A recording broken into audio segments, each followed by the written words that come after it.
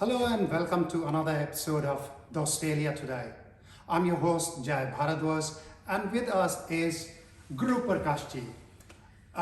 Most people in India who work hard in terms of politics, academic and the issues which are important to the modern India know who Guru Prakash ji.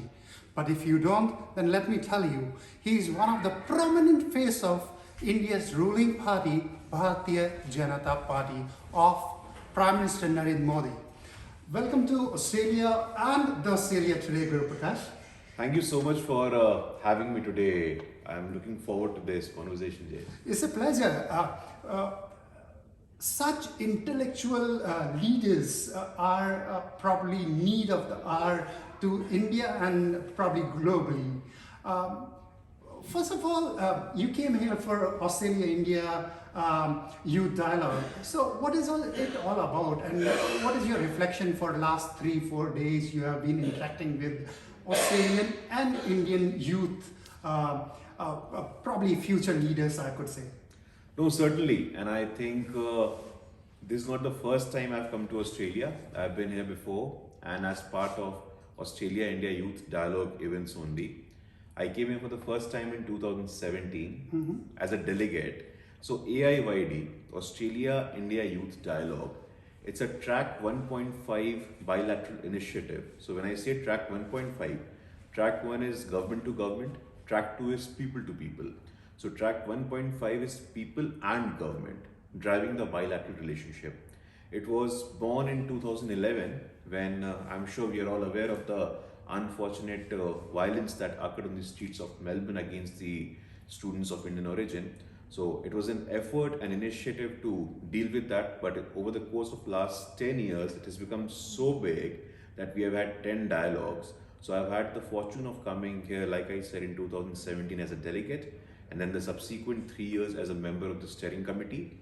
And this year I came here as part of the new initiative of AIYD, which is the Emerging Leaders Retreat, where 10 young leaders from India and 10 young leaders from Australia, generally brainstorming around issues that concerns the two countries. It's very important that because for important government to government relationship, it's very critical to have people to people relationship. This brings me to my second question, probably a gradual progression. Where does Guru Prakash stand in that discussion, debate, or views which you see we should be talking about? See, certainly. So, unfortunately, the discourse which we have seen over the course of last many decades in terms of the bilateral relationship, it was focused on 3 C's: cricket, curry, and Commonwealth.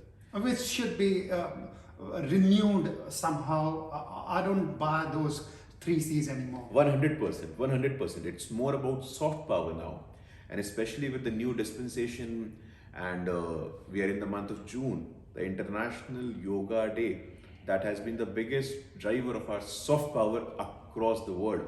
So such issues like beyond the 3 C's, beyond cricket, beyond Bollywood, we have seen the actual academic exchanges happening between the two countries, in the sense the recent trade agreement, in the sense how can we have diversity at different institutions at both the countries. In India we have the issues of the marginalized, in Australia you have the issues of the aboriginals, and so on and so forth. Multiculturalism is an issue. So on all these issues, on skill, innovation, entrepreneurship, how the young leadership from both the countries can come together, brainstorm, and give a solid direction to the bilateral ties. All right, let's move on to Indian Australians and their issues. You must be in contact of a lot of people, and you have that idea of what's going on in Australia. You are one of the finest mind in terms of talking about the Dalit issues, the caste issues, and you come from Bihar. My mother called me one of the Biharis because I'm surrounded by all of them. Where do we, Indian society or per se Hindu society, stand in terms of those questions? That's a very important observation. देखिए, 2 प्रमुख ऐसी चीजें हैं, caste and gender, caste और gender के नाम पे बहुत सारे ऐसे एंटी इंडिया या ब्रेकिंग इंडिया फोर्सेस हैं जो इसको एक्सप्लॉइट करने का प्रयास करते हैं. Predominantly caste. How do they do it? Exactly. So, in terms of caste, what we have seen that after independence, we had reservation, yes, we had Ambedkar drafting the constitution, but in the last 7 decades, we saw there was more of a symbolic discourse. There was no real-time dignity, real-time representation being given to the marginalized sections. They were treated as vote banks. Only in the last 8 years, we have seen for the first time, I'm sure you're aware that we have a prime minister, one of the most powerful prime minister who comes from a backward community, Narendra Modi ji. For the first time, we are seeing unprecedented level of representation of the marginalized sections in the Union Council of Ministers, in the organizational hierarchy. And that's the reason. The fact that I am the youngest ever national spokesperson of the world's largest political party is an acknowledgement that now Dalits and the marginalized sections will be given crucial decision-making positions as well. They'll become face of organization. So this change that has happened in the course of last 8 years with respect to the last 70 years, purely as a thought bank and a vote bank. So the last 8 years has been a transformation from vote bank to thought bank, from patronage to partnership. This sounds very well. But when you say partnership, there comes a pitting against caste to each other. There is a discourse which says that Brahmanism is a evil thing, and all the Brahmins are responsible for a lot of wrong things which has happened to different castes. So how do you see this discourse? No, you see, this is the most unfortunate part. ये दुर्भाग्यपूर्ण है. अब जब बाबा साहेब अम्बेडकर ने मनुस्मृति का विरोध किया था, so the person who first burned the copy of Manusmriti was not Baba Saheb Ambedkar, but was a Brahmin with the name of Sahasrabudhe. Over the course of so many years, we have seen so many social reformers coming from the Brahmin community and other communities as well. You see, you look at anyone, Kabir, Ravidas, Raja Ram Mohan Roy, Arya Samaj, Dayanand Saraswati ji, they are not from the marginalized communities.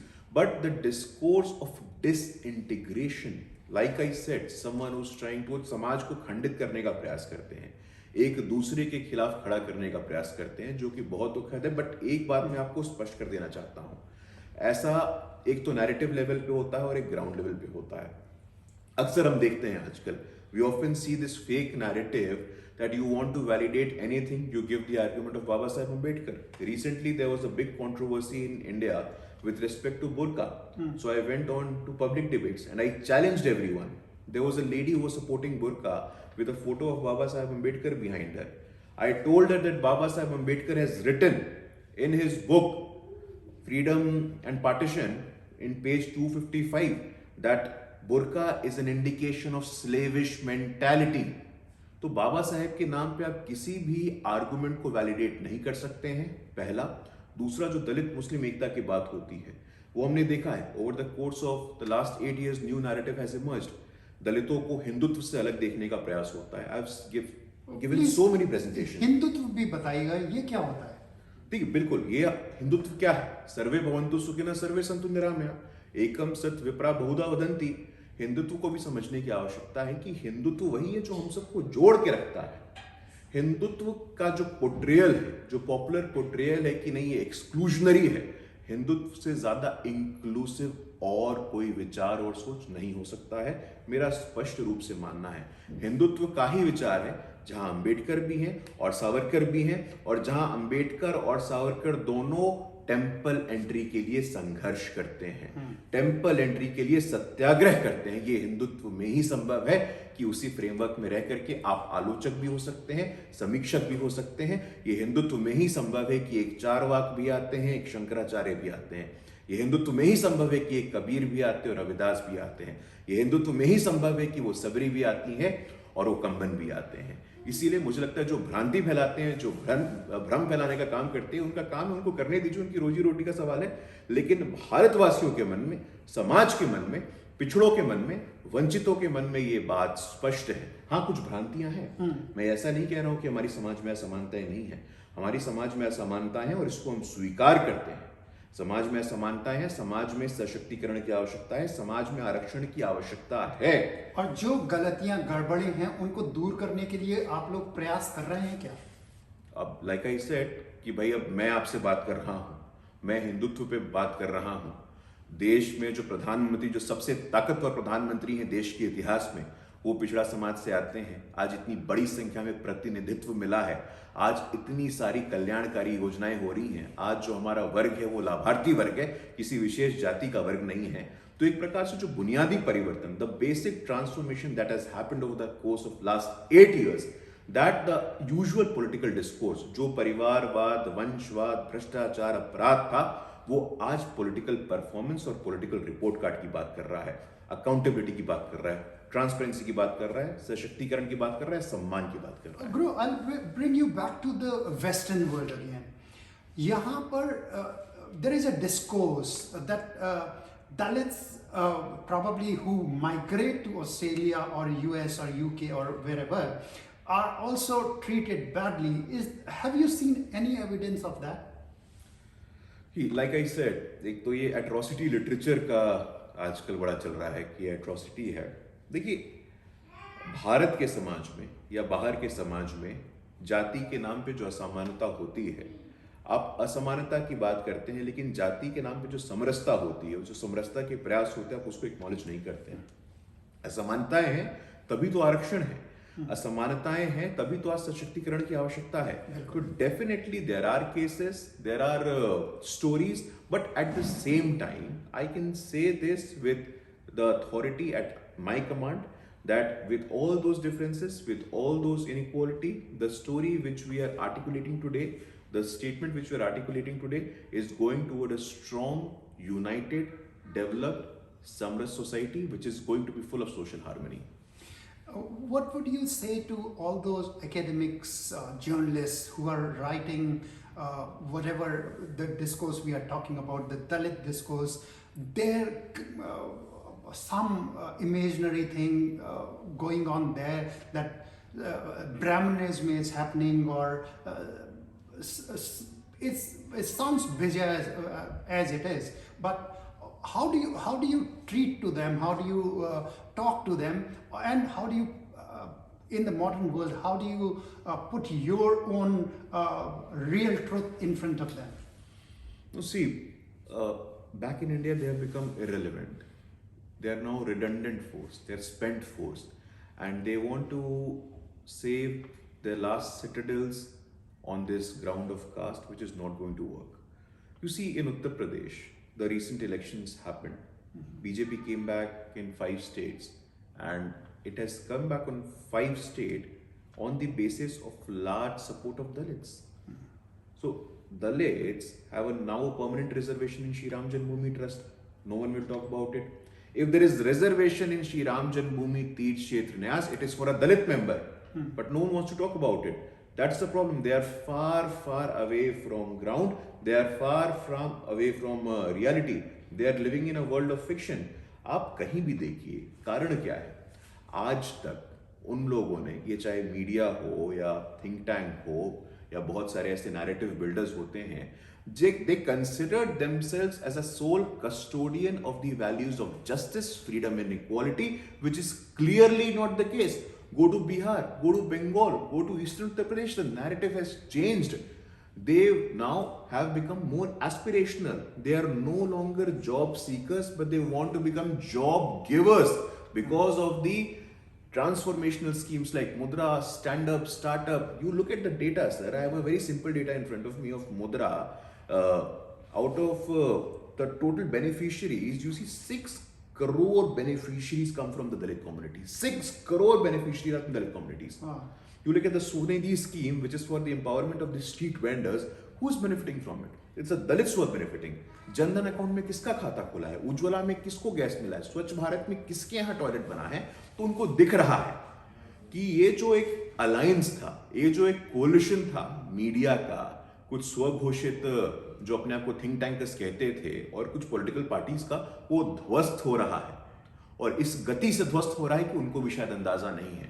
और ये इस बात से स्थापित होता है कि 14 हो, 17 हो, 19 हो, 2022 हो, बार बार देश के बहुजनों ने, देश के वंचितों ने, देश ने, दलितों ने अगर बीजेपी पे या बीजेपी के नेतृत्व पे भरोसा जताया है तो इस बात का सूचक है कि वो वास्तविकता से बहुत दूर है। Thank you so much, Guru. This is one of the brightest brains in terms of social understanding of where India stands and how it's going to develop in the future. This is Jai Bharadwaj signing off for this area today. बहुत अच्छा लगा आपसे बात करके। I've been following you, I've been reading your stuff, and I look forward to participating in more conversations. Thank you so Thank much. you so much. धन्यवाद।